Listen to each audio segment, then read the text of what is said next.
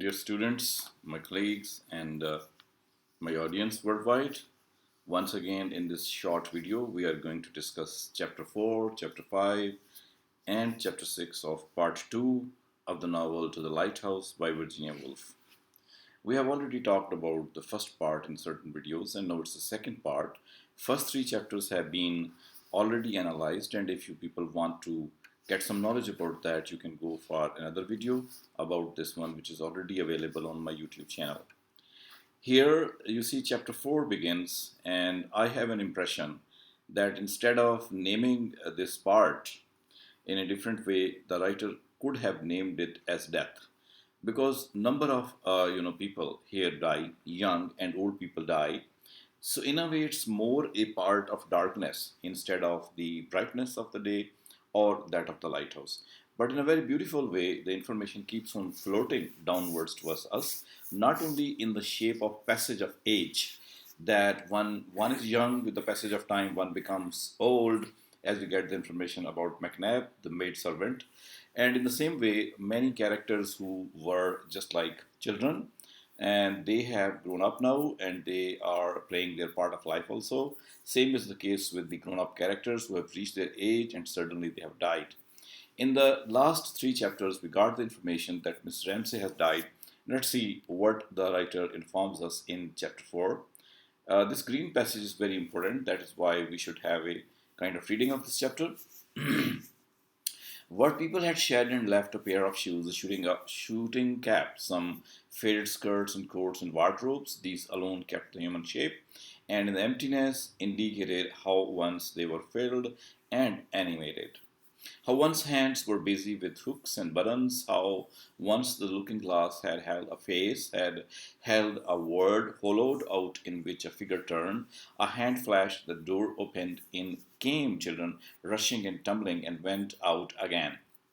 This is the very significant paragraph because it can be analyzed in two ways. One, that without human beings, the things are not that important. Human beings are the people who make the things. For example, the wardrobe in which the clothes are present, if the clothes are taken out and then once again hanged in, at that time some human being is using them. And therefore, the feeling of human beings being present and the connection between the wardrobe and the human being and how would each other support in order to make life, that is present here.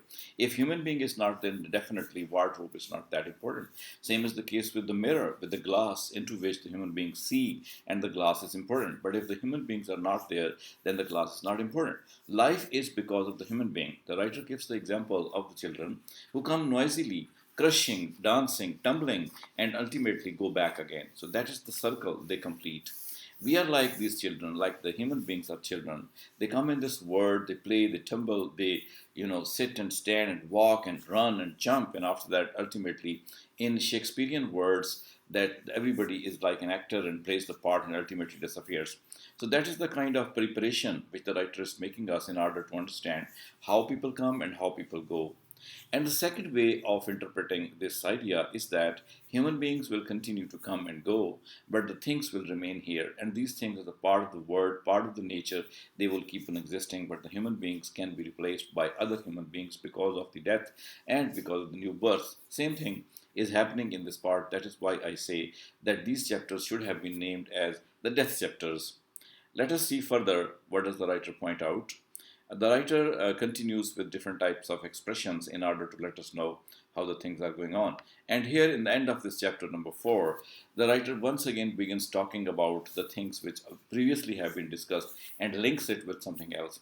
In this short paragraph, the description of Mrs. McNabb, the maidservant, has been given that she first of all used to be a beautiful woman and perhaps she was adored also by some people, but now it was not the case. She was doing work at home. She was dusting, she was trying to remove the things.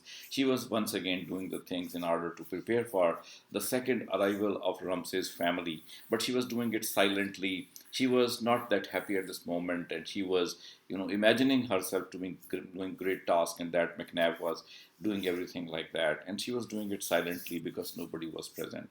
So the presence of human beings possibility brings life to the house. If the house is being cleaned, being dusted, but the human beings are not present there, the life is not that important. So McNabb is doing her duty in the end of the chapter. We are introduced with this character.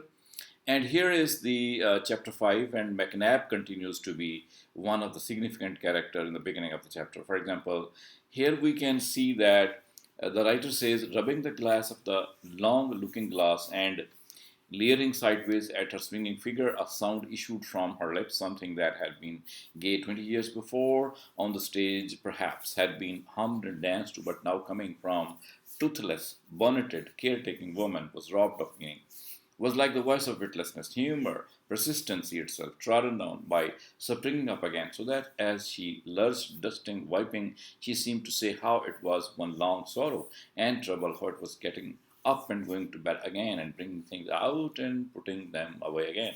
So once again, the life cycle has been discussed by the poet by giving us a reference to Mrs. McNabb, who was singing a song or trying to sing a song, let's say, which song, according to the poet, according to the writer, was 20 years ago a very beautiful song. People used to dance and sing out this song, but now it's only the woman, the old woman, who's got no teeth in her face and this kind of bonnet she's wearing, and she's careworn woman and she's doing her work also. Her singing has got no meaning at all. It's not conveying any sense at all, which it used to convey when the people were youthful at that time. They used to sing this song. So in this way, not only Mrs. McNabb is the representation of the passing of the age, and ultimately one becomes old, and the things of life which used to give the joy in the youthful time are not giving joy to the old people, and even if they want to, the similar kind of joy is not possible.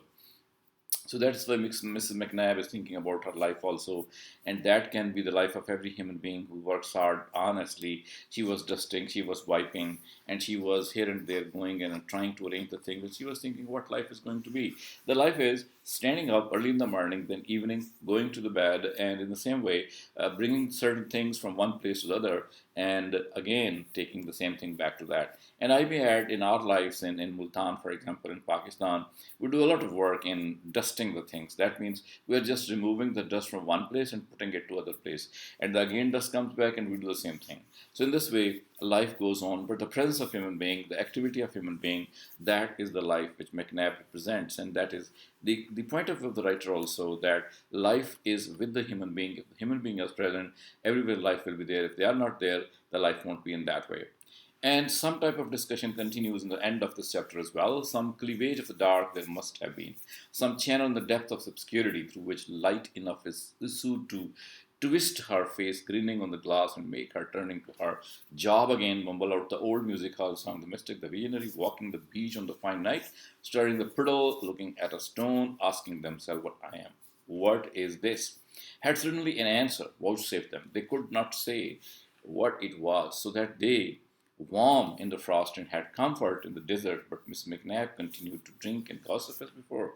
So this paragraph is again about Miss McNabb, and she is at the time accepting that it's not possible now to keep on with the life as it was in the youthful time. Nor the old age, and that's why certain questions may be there. Why it is and why one is present there. This is a philosophical question that is most of the time asked. And the thing which Mrs. McNabb is doing, perhaps she is present only for that purpose. So a type of philosophical discussion about life and presence of life is there. The writer, however, in the start of this passage talks about the cleavage of dark there must have been. A channel of depths of obscurity through which light enough is to twist her face grinning in the glass. So it means that like a lighthouse, there are certain areas, even if the sun does not reach there, some hole, some cleavage, or some crevice may be there through which the light can penetrate. So, if darkness is death, light is life. Both of these things keep on existing. In the light, darkness possibly can come, and the darkness possibly one ray of light can come. So, life and death keep on happening, and that's what the philosophy of life is going to be. And now let's talk about this last chapter of this video, that is about Prue Ramsay, who was called by her mother to be the most beautiful woman. She has been the beautiful not only, but she was like a flower. As the writer says, the spring without a leaf, tossed bare and bright like a virgin fierce in her chastity, scornful and purity, was laid out on fields wide-eyed and watchful and entirely careless of what was done or thought by the beholders. Prue Ramsay, leaning on her face arm, was given in marriage what people said could have been more fitting, and they added how beautiful she looked like. Now, see, this paragraph goes to confirm Miss Ramsay's claim that her daughter Prue was the most beautiful woman she would like to become. In this chapter, we see that she was married, and she appeared to be beautiful, she looked beautiful, she was beautiful, and the writer praises that woman, and ultimately she gets married, and she looked so beautiful in her marriage as well. So, first of all, the shine, the beauty of that girl is being stressed by the writer in the beginning. Let us see how and what happens to her. Moreover, softened, this paragraph above the green lines, moreover, softened and acquiescent, the spring with her bees humming and gnats dancing through her cloak about her, veiled her eyes, averted her head, and among passing shadows and flights of small rain, seemed to have taken upon her a knowledge of the sorrows of mankind. Prudence died that summer in some illness connected with childbirth, which was indeed a tragedy. People said everything they said had promised so well. So Prue dies in the beginning of the chapter, she marries, and just within 1 year, she is going to have childbirth, and again she dies. So in this way, death is going on, death is playing its role. So it was first Mrs. Ramsay, then it's Miss Prue, and ultimately we shall have another character that will also fall a victim to the darkness. Only a few rays of light from the lighthouse will come. For example, here, once again, we have the description of Miss McNabb. So the short summer nights and the long summer days, when the empty rooms seemed to murmur with the echoes of the fields and the hum of flies, the long steamer waved gently, swayed aimlessly, while the sun so stripped and bared the rooms and filled them with yellow haze, that Miss McNabb, when she broke in and lurched about, dusting, sweeping, looked like tropical fish oaring its way through sun-lanced waters. Well, once again, the reminder to us is given that life is passing on. Mrs. McNabb is cleaning the things here. She is dusting also. And the writer has compared her work with a tropical fish who is enjoying in the sun-lanced waters. Very much beautiful she looks like. And she is also in that sea of the house where nobody else is present, only Miss McNabb. She is doing dusting. A shell exploded. 20 or 30 young men were blown up in France, among them Andrew Ramsay, whose death mercifully was instantaneous. Well, we see here the mention of a blast. Definitely, this was wartime. The war was going on, First World War, and because of that, number of deaths were taking place. And the safest places, like city of Paris in France, that was not also safe from the horrors of war. And the same thing happens to Mr. Andrew, that he dies. He's Andrew Ramsay, he dies because of the blast there. Many people along with him also died. So death is prevailing in this part of the paragraph, or in this part of the section of the novel. The death has come. First it was life which was reviving, but now deaths are coming again and again.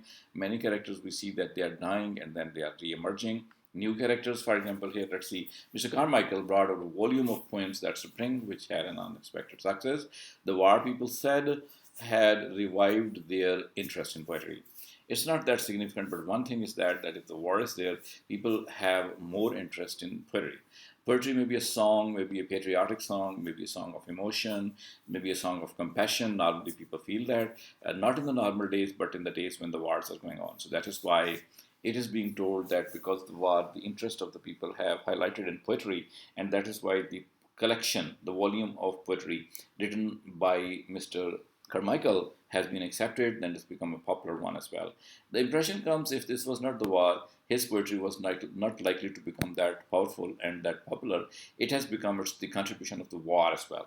So war may be a bad thing for a few people, but it has come good also for a few people, as is Carmichael. So one man's poison is most of the time other men's meat.